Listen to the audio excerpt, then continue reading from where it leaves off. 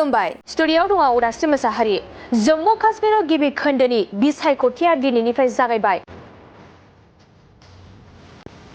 जम्मु काश्मीराव दिनै मोननैसो बियाबफोराव भट होनाया सोलिगासिनो दं। गोख्रों रैखाथिनि गेजेराव जम्मु काश्मीराव बिसायख'थिया सोलिगासिनो दं।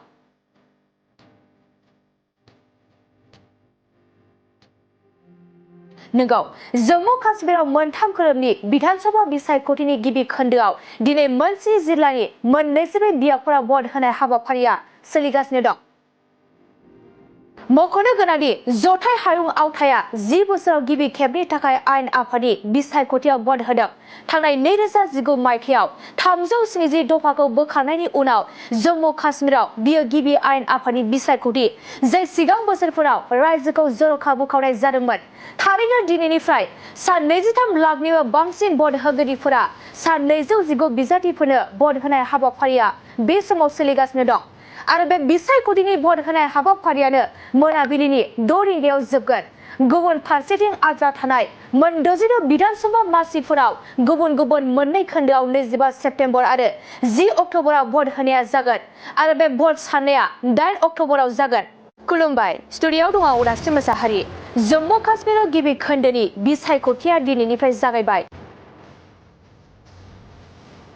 जम्मु काश्मीराव दिनै मोननैसो बियाबफोराव भट होनाया सोलिगासिनो दं। गोख्रों रैखाथिनि गेजेराव जम्मु काश्मीराव बिसायख'थिया सोलिगासिनो दं।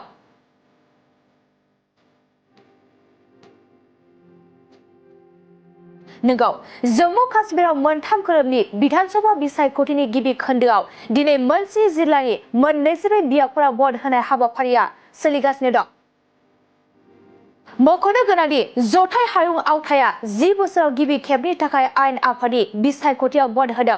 थांनाय 2019 मायथाइयाव 370 दफाखौ बोखारनायनि उनाव जम्मु काश्मीराव बियो गिबि आयेन आफादनि बिसायख'थि, जाय सिगां बोसोरफोराव रायजोखौ जर'खा बोखावनाय जादोंमोन।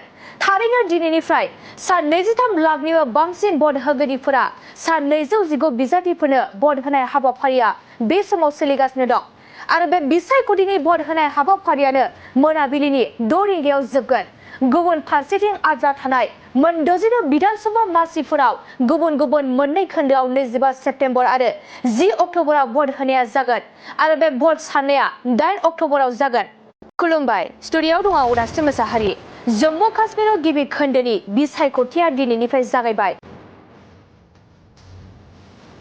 जम्मु काश्मीराव दिनै मोननैसो बियाबफोराव भट होनाया सोलिगासिनो दं। गोख्रों रैखाथिनि गेजेराव जम्मु काश्मीराव बिसायख'थिया सोलिगासिनो दं।